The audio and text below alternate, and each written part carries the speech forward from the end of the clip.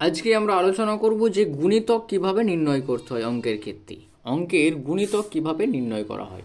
দেখো, এই গুণিতক নির্ণয় করা কিন্তু খুবই সহজ বিষয়। তোমাকে প্রশ্নে কত দিয়েছে যে 2, তাহলে 2 এর গুণিতক নির্ণয় করো। গুণিতক মানে সেই হারে বেড়ে যাবে, এই কথাটি মনে রাখবে। কি হারে বাড়বে? এখানে যে সংখ্যাটি দেওয়া থাকবে সেই হারেই বেড়ে যাবে। যেমন ধরো 2 আছে, তাহলে 2 হলো, এরপরে 2 পরে এই 2 2 করে বাড়বে, তারপরে 4 হবে, তারপরে আবার 2 ঘর বাড়বে, 6 হবে। এগুলো হলো। 6-এর পরে আবার 2 ঘর বাড়াও, 8 হবে। 8 থেকে আবার 2 ঘর বাড়ালে 10 হবে, আবার 2 ঘর বাড়ালে 12 হবে, আবার তারপরে 14 হবে, তারপরে 16 হবে, তারপরে 18 হবে, তারপরে 20 হবে। সব 2 ঘর করে বেড়ে বেড়ে যাবে। এটা হচ্ছে গুণিতকের নিয়ম। আবার যখন তোমাকে 3 জিজ্ঞাসা করবে যে 3-এর গুণিতকগুলি লেখো, তাহলে 3-এর গুণিতক 3, তারপর আবার 3 ঘর বেড়ে 6, তারপর আবার 3 ঘর বেড়ে 9, আবার এখান থেকে 3 ঘর বেড়ে কত হবে 12, তারপর 15, 18, এরকম করে বেড়ে বেড়ে বেড়ে যাবে। আবার যদি তোমাকে 4 বলে যে 4-এর গুণিতকগুলি লেখো, তখন কি হবে? বাড়বে, এবং এই রেটে বাড়বে, অর্থাৎ এই হারে বাড়বে। 4 4 হারে হারে বাড়বে।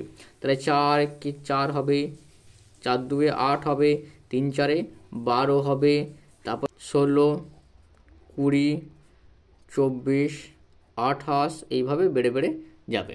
দেখো, প্রত্যেকটাতেই যে ডিস্টেন্স বা পার্থক্য সব 4 করে বেড়ে বেড়ে যাবে।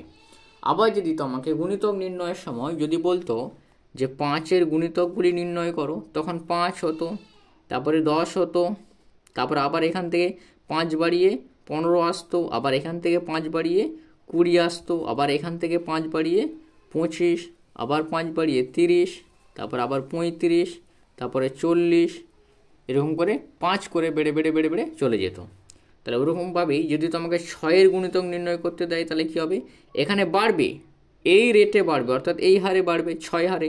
তাহলে 6কে 6, 6 দুগুণে 12, 3 ছক 18, 4 ছক 24, 5 ছক 30, এরকম করে বেড়ে বেড়ে বেড়ে চলে যাবে। অর্থাৎ 6 করে, প্রত্যেকটার থেকে প্রত্যেকটাই 6 করে বাড়বে। তাহলে আবার যদি তোমাকে 10-এর বলতো যে 10-এর গুণিতকগুলি নির্ণয় করো, তাহলে 10-এর গুণিতকগুলি হলো 10, তারপরে 20, আবার 10 বেড়ে 30, আবার 10 বাড়বে 40, আবার 10 বাড়বে 50, আবার 10 60, এভাবে বেড়ে বেড়ে চলে যাবে। তাহলে এই যে গুণিতক, এই গুণিতকের সংখ্যা কিন্তু নির্দিষ্ট নয়, এটা হচ্ছে অনির্দিষ্ট। এ বাড়তেই থাকবে, বাড়তে থাকবে। প্রতি সময় যে রেটটি দেওয়া থাকবে সেই হারেই বেড়ে বেড়ে বেড়ে চলে যাবে। এটি হলো গুণিতক নির্ণয়।